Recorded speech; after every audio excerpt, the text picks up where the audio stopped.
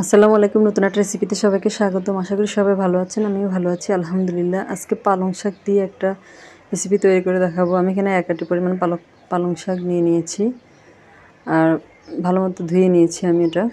আবার একটু টুকরা করে নিব। শাকটাকে আমি ব্লেন্ডারের জারে নিয়ে নিলাম, সাথে দিয়ে দিলাম 3 কোষ রসুন আর 1 মুঠো পরিমাণ ধনেপাতা।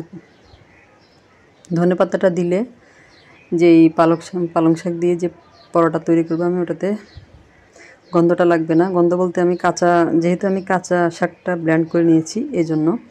আপনারা চাইলে এখানে কাঁচামরিচ ব্যবহার করতে পারবেন, আমার বাচ্চারা খাবে এই জন্য আমি আর দিলাম না। সেক্ষেত্রেও একই সাথে ব্লেন্ড করে নিতে পারবেন, চাইলে পাটায় বেটে নিতে পারবেন। স্বাদ মতো লবণ দিয়ে দিলাম আর দিয়ে দিলাম এখানে 2 চা চামচ চিনি দিলে পরোটাটা খেতে ভালো লাগে। আর দিয়ে দিচ্ছি এখানে আমি আটা,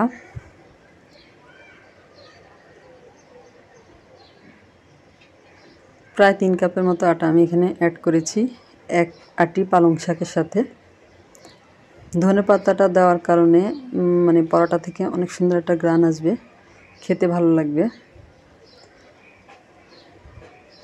তারপরে আমি এটা নর্মাল আটা রুটির পরোটা রুটির ডো যেরকম করে ওইরকম করে নেব।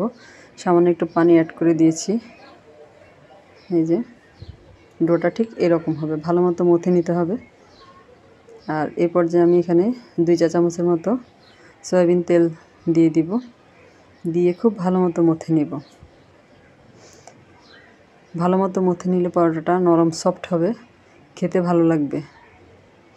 যারা আমার ভিডিওটাতে এখন একটা লাইক দিতে ভুলে গেছেন তারা একটা লাইক দিয়ে ভিডিওটা কন্টিনিউ করেন। আর যারা আমার চ্যানেলে নতুন আজকে প্রথম ভিডিও দেখছেন, যদি আমার ভিডিওটা আপনাদের ভালো লাগে তাহলে আমার চ্যানেলটা সাবস্ক্রাইব করে পাশে থাকা বেল আইকনটা চেপে দেবেন, যাতে আমি পরবর্তীতে যত ভিডিও দিই তার নোটিফিকেশান সবার আগে আপনাদের কাছে পৌঁছায়। তারপর আমি এটা আধা ঘন্টার জন্য রেস্টে রেখে দিয়েছি, ঢাকনা দিয়ে ঢেকে।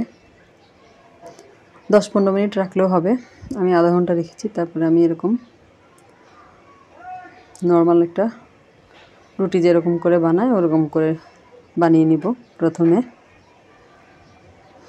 বাঁকা তেড়া হলে কোনো সমস্যা নেই। তারপরে আমি গ্রেট করা চিজ, আপনারা চাইলে শুধু এমনিতেও এই পরোটাটা তৈরি করে নিতে পারবেন, এমনিতেও খেতে ভালো লাগবে। আমি এমনিতেও কিছু তৈরি করেছি আর কিছু আমি এরকম চিজ দিয়ে তৈরি করেছি। গ্রেট করা চিজ দিয়ে আমি এরকম ভাজ করে নিয়েছি, নর্মাল পরোটা যেভাবে ভাজ করে ওইভাবে। এরপরে হালকা হাতে প্রেস করে বেলে নিতে হবে।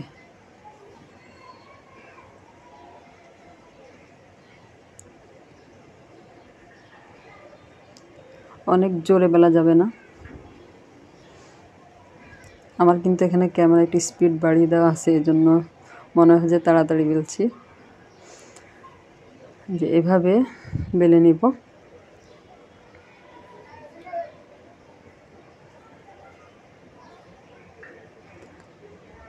আর ভিডিওটা স্কিপ না করে পুরো ভিডিও দেখার চেষ্টা করবেন আপনারা, আপনাদের কাছে অনুরোধ রইল আমার।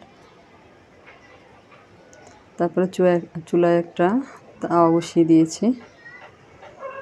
তাওয়াটা গরম হলে আমি পরোটাটা দিয়ে দিলাম, একটা পরোটা দিয়ে দিলাম।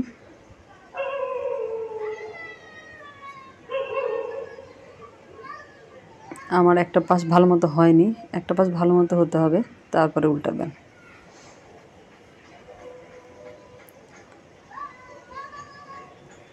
এভাবে পরোটা আমি বাসায় তৈরি করেছিলাম, খুব ভালো লেগেছে খেতে। আপনারা বাসায় এভাবে তৈরি করে দেখবেন। কেমন লেগেছে আপনাদের কাছে রেসিপিটা কমেন্ট করে আমাকে জানাবেন। আপনাদের সুন্দর সুন্দর কমেন্ট করতে কিন্তু আমার খুব ভালো লাগে।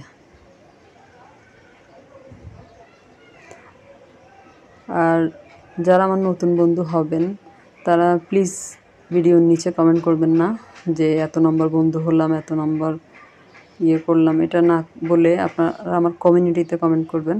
ওইখানেও সংখ্যা উল্লেখ করে আপনারা সাবস্ক্রাইব করবেন না, সেক্ষেত্রে ওই সাবস্ক্রাইবের কোনো দাম নেই, আপনারও কোনো লাভ হবে না, আমারও কোনো লাভ হবে না।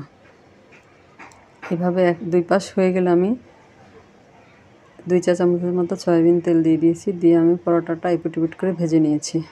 এভাবে আমি সবগুলো ভেজে নিব। আমি কিছু চিজ দিয়ে তৈরি করেছি, কিছু আবার এমনিতে তৈরি করেছি। এই যে আপনাদেরকে আমি দেখাচ্ছি।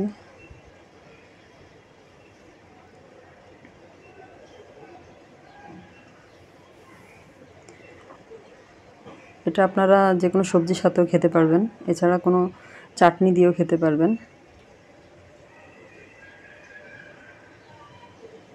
এই যে, আর যারা ফেসবুক থেকে দেখছেন আমার পেজে ফলো দিয়ে রাখবেন। সবাই অনেক বেশি ভালো থাকবেন, আমার জন্য দোয়া করবেন, আমিও সবার জন্য দোয়া করি। আজ এই পর্যন্তই, আল্লাহ হাফেজ।